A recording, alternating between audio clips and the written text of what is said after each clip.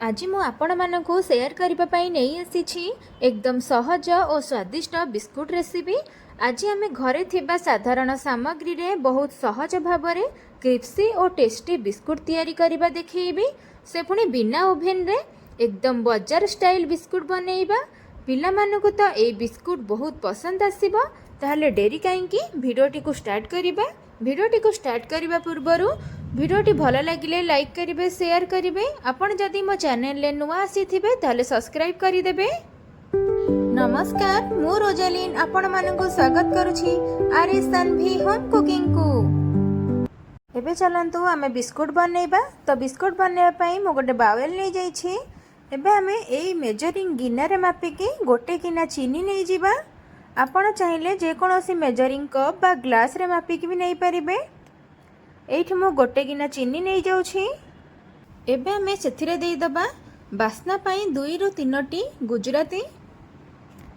गुजराती देई साला परे एबे हमें जो गिना रे चीनी नहीं थिले एबे सेई गिना रे मापिकी गोटे गिना सुजी नबा। एबे हमें कौन करिबा ना ए सब को हमें ग्राइंडिंग जार रे ग्राइंडिंग करि नबा। तो एठी मु गोटे ग्राइंडर जार नहीं आइछि। एबे हमें सेथिरे चीनी और सुजी रो मिक्स को देकी गोटे पेस्ट बनै आनिबा। एबे चलंतु आमे देखि नबा। एइठ आपण देखि पारुथिबे मु केते बढ़िया भाबे भल कि पेस्ट बनै आनिछि। आपण भी ठीक एमिथि पालिश करिकी पेस्ट करि आनिबे। आपण जदि अधिक क्वांटिटी रो बिस्कुट बनैबा को चाहउचंती ताले सेही अनुसार आपण सुजी और चीनी यूज करिवे। एबे हमें ग्राइंडिंग करिथिबा सुजी और चीनी को गोटे बाउल ले बाहर करि नबा। एइठी देखंतु मु गोटे बाउल ले को बाहर करी नहीं छी। एबे हमें सेथिरे गहमर अटा दबा। तो एइठी मु अटा गोटे गिनार 1.5 गिना नहीं जाई छी। कारण जेते के सुजी नहीं थिबे बा चीनी नहीं थिबे तार अधिक टिके क्वांटिटी रो अटा नेबे। तो एइठी मु 1.5 गिना अटा नहीं छी। एबे हमें स्वाद अनुसार लूण देई दबा। तो लूण एइठी मु गोटे छोटो चम्मच रे हाफ चम्मच रु टिके अधिक लूण देई दोछि। अटा और सुजी को देखिकी मु लूण दे दूची। आपण भी ठीक जो परिमाण रे सुजी और अटा नहीं थिबे ठीक सेमिति ही देखिकी नेबे। एबे हमें बिस्कुट को टिके खस्ता बा सॉफ्ट बनैबा पई सेतरे हमें गोटे छोटो पिंच सोडा दे दबा। आपण एठी बेसी सोडा यूज करिबेनी। बेसी सोडा यूज कले हमर बिस्कुटटा भलो बनिबेनी। तो सेथि पई आपण गोटे छोटो पिंच ही सोडा देबे। एबे हमें सेथिरे दे दबा 2 चम्मच गुआ घिओ दबा द्वारा तार स्मेलटा बहुत भल आसीबो। खाइबा को बहुत ही टेस्टी लागिबो। फास्ट आमे हाथ रे घिओ सहित अटा और सुजी को भल से मिक्स करिबा। जहा द्वारा घिओटा सब आडे टिके भल से स्प्रेड हेई परिबो, खास्ता बनी परिबो। एइठी देखंतु मु घिओ सहित सबुतिक को भल से मिक्स करि नै छी। एबे हमें सेथिरे अल्प अल्प क्षीर देकी गोटे डोटे बनै नबा। जेमिति अटा चकटंती ठीक आपण सेमिति ही गोटे डोटे बनै नेबे। आपण चाहिले एठी क्षीर जगह रे पानी भी यूज करि परिबे, किंतु क्षीर पकेबा द्वारा तार टेस्टटा बहुत बढ़िया से आसीबो। आपण एठी एकाथर के क्षीर पकेबेनी, जस्ट अल्प अल्प करिकी सबुतिक को भले से मिक्स की गोटे डोटे बनैबे। एबे पर्यंत आपण मो भिडियोटी देखिलेनी। भिडियोटी केमिति लागिला प्लीज कमेंट रे मते निश्चिंत जणाइबे। जदि भल लागिथिबो ताहले लाइक करिवे, आपनक फ्रेंड्स मानको बहुत परिमाण रे शेयर करिवे। आपण जदि मो चैनल ले नुआ ताहले सब्सक्राइब करि देबे। एठी देखंतु मु एहा को चकटी की गोटे डोटे बनै नै छी। आपण भी ठीक एमिति बनै नेबे। एबे हमें एहा को रेस्ट रे छाडी दबा 5 मिनिट पर्यंत। एबे चलंतु एठी हमर 5 मिनिट हेई जाई छी। एबे हमें एहार कभर बाहर करि नबा।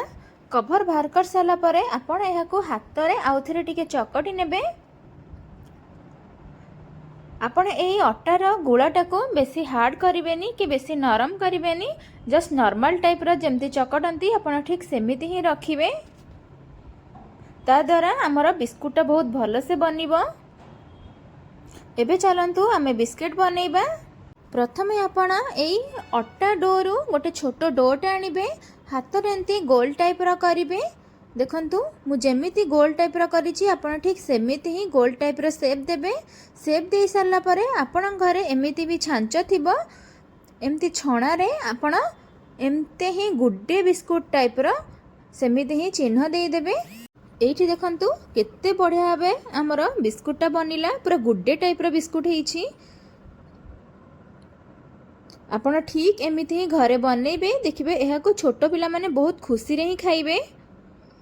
एठी मु आपण को आउ गोटे करके देखै दोछि।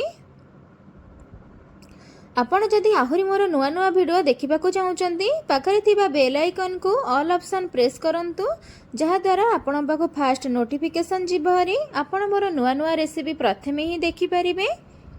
एठी देखंतु ठीक सेमिति ही गोल टाइप रो करि नेबे। गोल टाइप रो करि सल्ला परे एमती ही छणा रे ताको चिन्ह देई देबे।